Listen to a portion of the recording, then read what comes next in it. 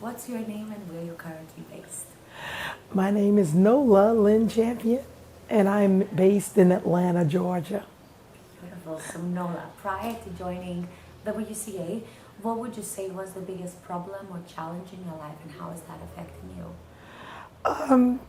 Just not really knowing my value and making myself look small, and which led to me going from being very athletic to gaining a lot of weight and just creating a comfort zone because I stepped out on faith and left a job that I once loved after 15 years to pursue, my own investment group and some personal care homes for teenage girls that are impacted by sexual trauma. But my fear, it was like very paralyzing.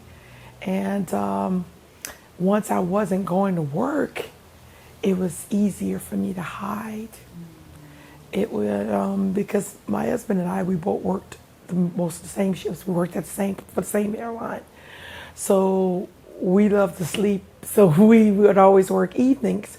So it was easy for me to sleep all day and hide in my room with my pajamas on. And of course, when he worked in the evenings, it was bedtime when he got home. So I really would still have on my pajamas the whole day. And then when he moved from 5 a.m. to 1:30, I actually would set my alarm at 1 o'clock and pretend like I was like out and doing things, but actually I was like crying and sleeping and hiding all day long for like months. So at that particular time, I was seeing a therapist, and but I wasn't really telling her everything that was going on. And of course, if you're getting up, going to work every day, and then I said, wait a minute, I don't have to go to work today, so what am I going to do? You know? So I started like trying to motivate myself, just watching inspirational videos. And of course, who pops up on an advert? Because I had developed a habit of, if you watch on YouTube, if you watch a couple of the adverts, they don't pop up as much. Yeah.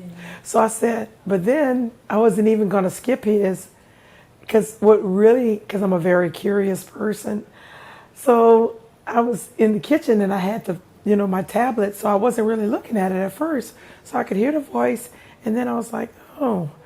And then I heard the British voice, and then I was like, wait, is he Asian or is he British? So that caught my attention first.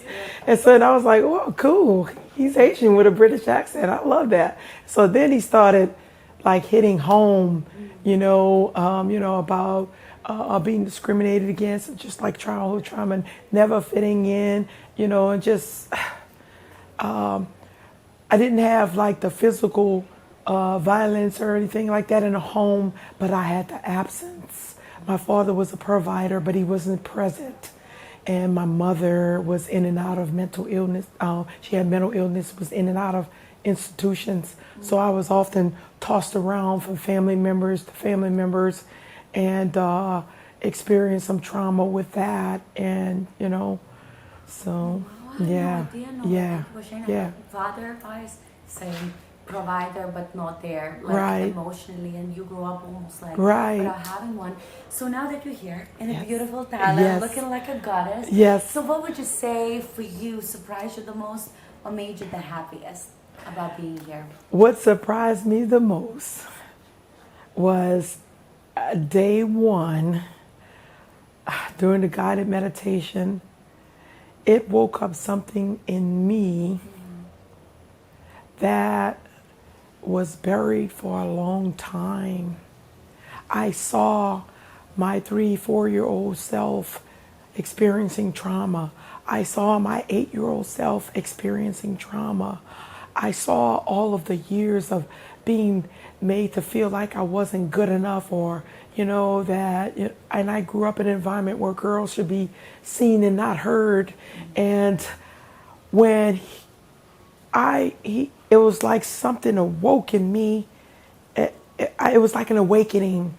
And if you can hear my voice, I lost my voice, but I gained my voice because I screamed like a horror movie. And the louder I screamed, the more of all of that trauma that was built up inside, it was released. And I could not believe how amazing and free that I felt after only being here a couple of hours. And it was what I needed. It was what I needed. Oh my God, and I feel you now. So for people that are watching this, they see this whole new version of you coming through your eyes, through your smile, but maybe they're watching this and they feel like, oh, I don't know if it's for me. They're crying, they're dancing there. They feel kind of like, oh, I'm not sure. What would you say to the person that's maybe skeptical or maybe on the fence whether they should come here or not?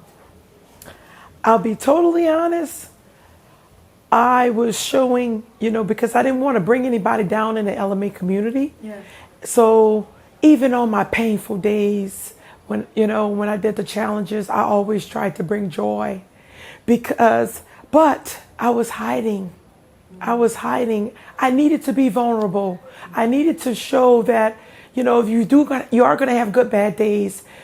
I'm telling you, I circulated my last 2 months of my retirement to get here, and I've been eating ramen and rice and seaweed and sesame seeds. But guess what? I love sticky rice, so it was worth it, and it is worth every dime. I left home Atlanta on Friday at 6:30 p.m. I got to Los Angeles 9:30 that night. I left there 11:30, got to Taipei, and then that was 14 hours, and then another 4 hours to Bangkok, and then another hour and a half here. 22 hours. It's worth every minute, every second. It was not, and if you're not serious about making a serious change in your life, this is not for you. Save your money, go to Dubai or wherever, go shopping. But guess what? This is real. This is real change. This is life-saving, everlasting change that it's going to be obvious.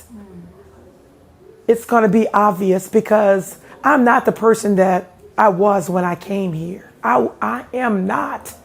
And all of that crap I brought with me, it was on the floor the first night. So come. If you're serious about real change, come to WCA. You will not regret it.